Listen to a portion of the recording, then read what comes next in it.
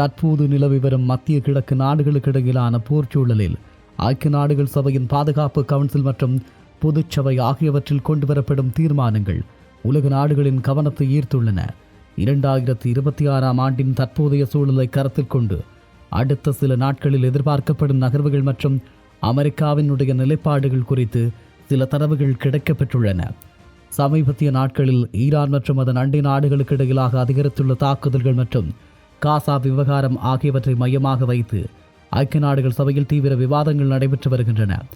March மாதம் 12ஆம் தேதி 2026 அன்று ஈரானின் தாக்குதல்களை கண்டித்து ஒரு தீர்மானம் நிறைவேற்றப்பட்டது. இருப்பினும் ஒரு முழுமையான மற்றும் சமநிலையான போர் நிறுத்தத்தை கொண்டுவர ஐக்கிய நாடுகள் சபை தொடர்ந்து முயன்று வருகிறது. அடுத்த சில நாட்களில் பாதுகாப்பு கவுன்சிலில் சமர்ப்பிக்கப்பட வாய்ப்புள்ள தீர்மானங்களின் முக்கிய அம்சங்கள்: நிபந்தனையற்ற போர் நிறுத்தம், காசா மற்றும் ஈரானுடனான மோதல் பகுதிகளில் உடனடியாகவும் நிரந்தரமாகவும் போரை நிறுத்த வேண்டும் என கோரிக்கை விடுக்கப்பட்டுள்ளது. அதே நேரம் போர் நடைபெறும் பகுதிகளுக்கு தடையின்றி உணவு மற்றும் மருந்து மற்றும் அத்தியாவசிய பொருட்கள் சென்றடைவதை உறுதி செய்தல். அதேபோல பிணை கைதிகளின் விடுதலை, அனைத்து பிணை கைதிகளையும் நிபந்தனையின்றி விடுவிக்க அழுத்தம் கொடுப்பது, நிர்வாக கட்டுப்பாடு, ஆக்கிரமிக்கப்பட்ட பகுதிகளில் இஸ்ரேலின் குடியேற்ற விரிவாக்கத்தை தடுத்தல் மற்றும் சர்வதேச சட்டங்களை நிலைநாட்டுதல். இது தொடர்பில் அமெரிக்காவினுடைய எதிர்வினைவுகள் எப்படி என்றால், அமெரிக்கா தற்போதைய நிலைப்பாடு மிகவும் சிக்கலானதாக உள்ளது. ஐக்கிய நாடுகள் சபையினுடைய தீர்மானங்களுக்கு அமெரிக்கா பொதுவாக பின்வரும் எதிர்வினைவுகளை அளிக்கிறது. வீட்டோ அதிகாரம். கடந்த காலங்களில் இஸ்ரேலுக்கு எதிராக அல்லது ஹமாஸை கண்டிக்காத தீர்மானங்களை அமெரிக்கா தனது வீட்டோ அதிகாரத்தை பயன்படுத்தி தடுத்துள்ளது.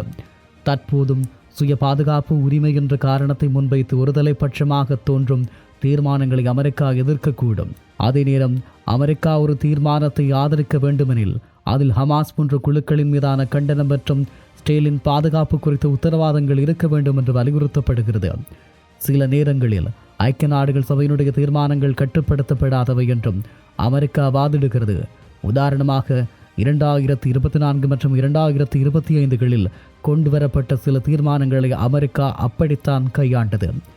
இந்த நிலையில் இந்த ராஜதந்திர நகர்வுகள் எப்படியான எதிர்வினைவுகளை பெற்றுத்தரும் என்ற கேள்விதான் மீதம் இருக்கிறது.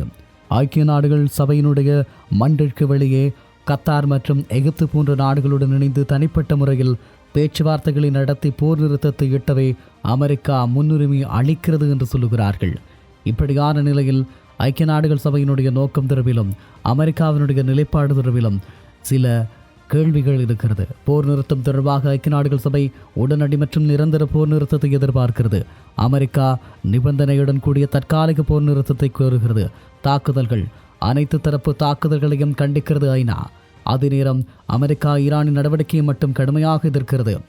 அதேபோல மனிதாபிமான உதவி முழுமையாக அனுமதி வேண்டும் என்று சொல்லுகிறார்கள். அதே நேரம் அமெரிக்காவை பொறுத்தவரை பாதுகாப்பான வழித்தடங்களுக்கு முன்னுரிமை என்று குறிப்பிடுகிறது. இந்த நிலையில் ஐக்கிய நாடுகள் சபையில் அடுத்த சில நாட்களில் கொண்டுவரப்படவுள்ள தீர்மானங்கள் மத்திய கிழக்கில் அமைதி திரும்புமா என்பதை தீர்மானிக்கும் முக்கிய காரணிகளாக இருக்கும். அமெரிக்கா தனது நட்பு நாடான இஸ்ரேலின் நலன்களையும் பிராந்தியத்தில் தனது செல்வாக்கையும் சமநிலைப்படுத்த முயலும். ஒருவேளை அனைத்து நாடுகளும் இணங்கும் வகையிலான ஒரு சமச்சீர் தீர்மானம் கொண்டு வரப்பட்டால் மட்டுமே அமெரிக்கா அதை வீட்டோ செயலால் தவிர்க்க வாய்ப்புள்ளது. அதே நேரம் ஐக்கிய நாடுகள் சபையினுடைய சாசனப்படி உலகளாவிய போர்களை நிறுத்துவதற்கும் அமைதியை நிலைநாட்டவும் சில குறிப்பிட்ட சட்டப்பிரிவுகளை பயன்படுத்துகின்றது.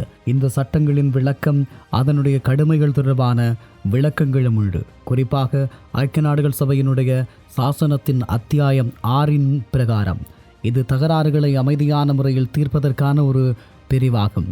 பிரிவு 33 இரு நாடுகளுக்கிடையே மோதல் ஏற்படும் போது பேச்சுவார்த்தை, விசாரணை, சமரசம் அல்லது சட்ட ரீதியான தீர்வுகள் மூலமாக அமைதியை ஏற்படுத்த பாதுகாப்பு கவுன்சில் வலியுறுத்தும். இதன் தன்மை இந்த அத்தியாயத்தின் கீழ் பிறப்பிக்கப்படும் தீர்மானங்கள் பெரும்பாலும் பரிந்துரைகள் மட்டுமே, ஆனால் நாடுகளை கட்டுப்படுத்தாது, ராஜதந்திர அழுத்தத்தை உருவாக்கும்.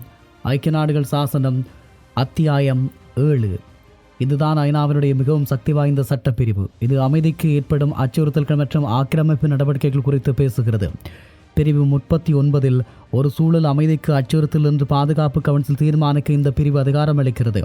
பிரிவு 41 பொருளாதார தடைகள், ஆயுதமேந்திய போரின்றி பொருளாதார தடைகள், தூதரக உறவுகளை துண்டித்தல் போன்ற நடவடிக்கைகள் மூலமாக போரை நிறுத்த முயலுதல். பிரிவு 42 இராணுவ நடவடிக்கை. பொருளாதார தடைகள் பலனளிக்காத பட்சத்தில் அமைதியை நிலைநாட்ட ஐநா உறுப்பு நாடுகளின் விமான, கடற்படை அல்லது தரைப்படை மூலமாக இராணுவ நடவடிக்கையை மேற்கொள்ள அனுமதி அளிக்கிறது. தன்மை. இந்த அத்தியாயத்தின் கீழ் எடுக்கப்படும் முடிவுகள் அனைத்தும் உறுப்பு நாடுகளையும் சட்டப்படி கட்டுப்படுத்தும் என்று சொல்லுகிறார்கள். அதே நேரம் தற்காலிக நடவடிக்கைகள். பிரிவு 40 போர் தீவிரமடைவதை தடுக்க பாதுகாப்பு கவுன்சில் தற்காலிக நடவடிக்கைகளை மேற்கொள்ளும்படி சம்பந்தப்பட்ட தரப்பினரை கோரலாம்.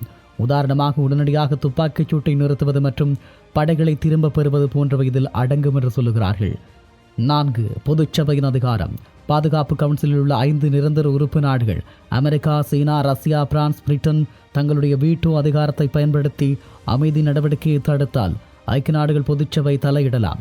1950 கொண்டுவரப்பட்ட அமைதிக்காக இணைவோம் 377A தீர்மானத்தின் பிரகாரம் பாதுகாப்பு கவுன்சில் செயற்பட தவறினால் பொதுச்சபை அவசர கூட்டத்தை கூட்டி நடவடிக்கைகளை பரிந்துரை செய்யும்.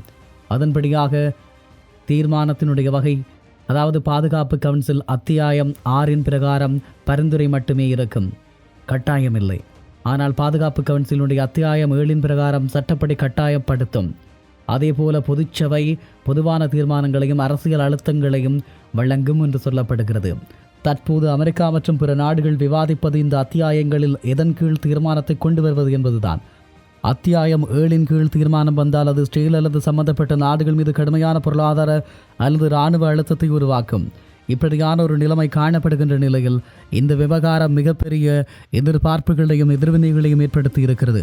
இனி வருகின்ற நாட்களில் மத்திய கிழக்கினுடைய யுத்த நிலவரத்தை ஐக்கிய நாடுகள் சபை எப்படி சமாளிக்கப் போகிறது என்ற கேள்வியையும், இறுதியாக ஐக்கிய நாடுகள் சபையின் சாசனங்கள் எவ்வளவு வலிமையானவையாக இருந்தாலும் அவை நடைமுறைக்கு வரும்போது நீதிக்கும் அதிகாரத்துக்கும் இடையிலான இழுபறியாகவே முடிகிறது.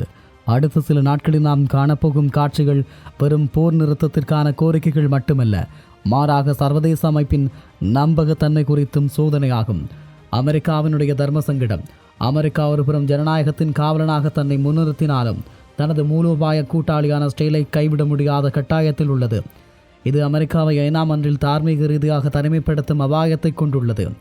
அதே நேரம் வீட்டோ அதிகாரத்தின் நிழல் ஒரு தனி நாடு ஒரு முழு பிராந்தியத்தின் அமைதியையும் தீர்மானிக்க முடியும் என்பது ஐக்கிய நாடுகள் சபையின் ஜனநாயக பண்பு குறித்த கேள்விகளை எழுப்புகிறது. அத்தியாயம் 7 கீழ் கொண்டுவரப்படும் சட்டங்கள் கூட வீட்டோ அதிகாரத்தின் முன்னால் செயலற்று போவது உலக அரசியலின் கசப்பான ஒரு உண்மையாகும். மனிதாபிமானத்தின் வெற்றி. சட்டப்பிரிவுகளும் வீட்டோக்களும் ஒருபுறம் இருக்க உலக நாடுகளின் ஒட்டுமொத்த அழுத்தம் என்பது ஒரு மிகப்பெரிய ஆயுதமாகும். ஐக்கிய நாடுகள் பொதுச்சபையில் ஒரு தீர்மானம் நிறைவேற்றப்படும் போது அது சட்டப்படி கட்டுப்படுத்தப்படாவிட்டாலும் சம்பந்தப்பட்ட நாடுகளுக்கு மிகப்பெரிய அரசியல் மற்றும் தார்மீக நெருக்கடியை தருகிறது. குறிப்பாக போர் நிறுத்த தீர்மானங்கள் என்பது வெறும் வார்த்தைகளின் தொகுப்பு அல்ல. அவை போர்க்களத்தில் மரணத்தை எதிர்நோக்கி இருக்கும் ஆயிரக்கணக்கான மக்களின் கடைசி நம்பிக்கை. அமெரிக்கா தனது ராஜதந்திர நகர்வுகளில் மனிதாபிமானத்துக்கு முன்னுரிமை அளிக்குமா அல்லது புவிசார் அரசியலுக்கு முன்னுரிமை அளிக்குமா என்பதுதான் இப்போதைய கேள்வி.